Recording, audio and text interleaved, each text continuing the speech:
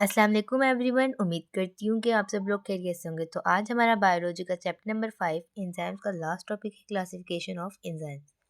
इसमें हम एंजाइम्स की दो तरह की क्लासिफिकेशन पढ़ेंगे, एक तो उसके रिएक्शन के ऊपर और दूसरा उसके सबस्ट्रेट के ऊपर। तो सबसे पहले है classification on the basis of reactions.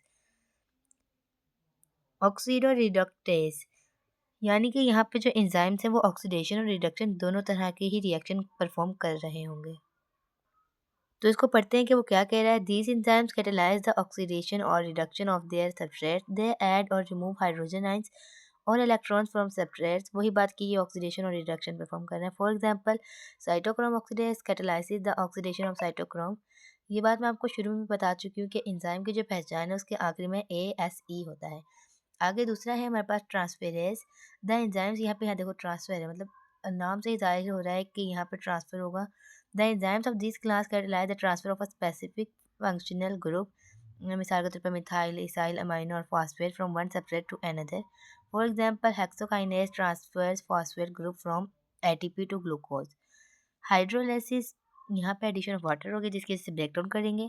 These enzymes catalyze hydrolysis reactions. They break their substrates into monomers by adding water. For example, lipase, amylase, peptidase, and other digestive enzymes catalyze the hydrolysis of food molecules. आगे है lysis.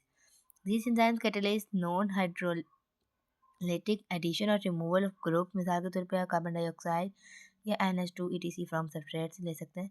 For example, pyruvate decarboxylase removes carbon dioxide from pyric acid. आगे है isomerase. These enzymes catalyze the intramolecular rearrangement. One isomer is converted into another. For example, hexose isomers converts glucose. आगे है ligase. These enzymes catalyze the reactions in which two molecules join by forming new carbon-carbon bond, carbon-nitrogen bond, carbon-oxygen bond, or carbon-silicon bond using energy from ATP. For example, polymerase enzymes join monomers by using ATP. आप यहाँ पे भी देख सकते हैं कि ये oxido reductase है। देखेंगे एक रिडक्शन परफॉर्म करेगा तो दूसरा ऑक्सीडेशन। अब क्या हो रहा है, यहाँ पे इसमें ऑक्सीडेशन हुई और इसमें रिडक्शन। अगर ट्रांसफरेज में देखें तो AB+C। अब क्या होता है, पहले B A के पास था, अब ट्रांसफर होकर किसके पास चला गया, C के पास। हाइड्रेज में आप देखें तो A B साथ है, इनके अंदर पानी ऐड कर जाएगा जिसके से ये ब्रेक हो जाएंगे। लाइसेस में अगर आप देखें तो ये अपने ग्रुप को चेंज कर रहा है, क्लास को छोड़ देता है। आइसोमर्स में देखें तो आप यहाँ पे देखें कि आपको ऊपर से ना थोड़ा सा ब्लू कलर नज़र आ रहा हुआ है। अभी देखिए तो हमने आइसोमर्स चेंज कर लिया है।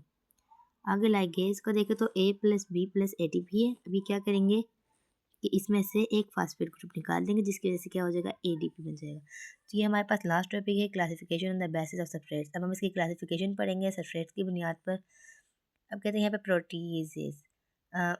Protease, this group included the enzyme which catalyse the breakdown of proteins. ये भी नाम से जाहिर हो रहा है कि प्रोटीएस यानी कि प्रोटीन की ब्रेकडाउन होगी। मिसाल के तौर पर pepsin and trypsin enzyme catalyse the breakdown of large polypeptides into smaller polypeptides. Similarly, aminopeptidates further break down small polypeptides into dipeptides, and eruption breaks dipeptides into amino acids. Lipase, these enzymes act upon lipids and catalyze their breakdown. For example, pancreatic lipase hydrolyzes lipids into fatty acid and glycerol. ये बहुत ही ज़्यादा important है, short के लिहाज से तो बहुत ही ज़्यादा। Carbohydrates, these enzymes act upon bigger carbohydrates and break them into smaller units. For example, amylase acts upon starch or glycogen and breaks them into maltose. Cellulase breaks cellulose into cellulose, a disaccharide जिसको हम disaccharide भी कहते हैं, और glucose में। Similarly, maltase breaks down maltose into glucose. Sucrase breaks down sucrose into glucose, and fructose and lactase breaks lactose into glucose and galactase. वो यहाँ पे कहता है कि हमारे पास जो सेलुलोज है ना, वो सेलुलोज को ब्रेक डाउन करके क्या करता है, डाइसेक्राइड में कन्वर्ट करता है। मेल्टेस मेल्टोज की ब्रेक डाउन करके ग्लूकोज में करता है। सेक्रेस सेक्रोज की ब्रेक डाउन करके ग्लूकोज और फ्रक्टोज करता है। लास्ट में कहता है कि लैक्टेज ब्रेक करता है लैक्टोज को, किसमें, ग्लूकोज और गैलेक्टोज में। Nucleus, these enzymes act upon nucleic acid and catalyze their breakdown. For example, RNA as DNA is ATPase are responsible for the breakdown of RNA, DNA and ATP respectively. तो ये था हमारा आज का last topic जो कि complete हो चुका है। चैप्टर नंबर 5, चैप्टर नंबर 6 मैंने पढ़ा चुकी हूँ।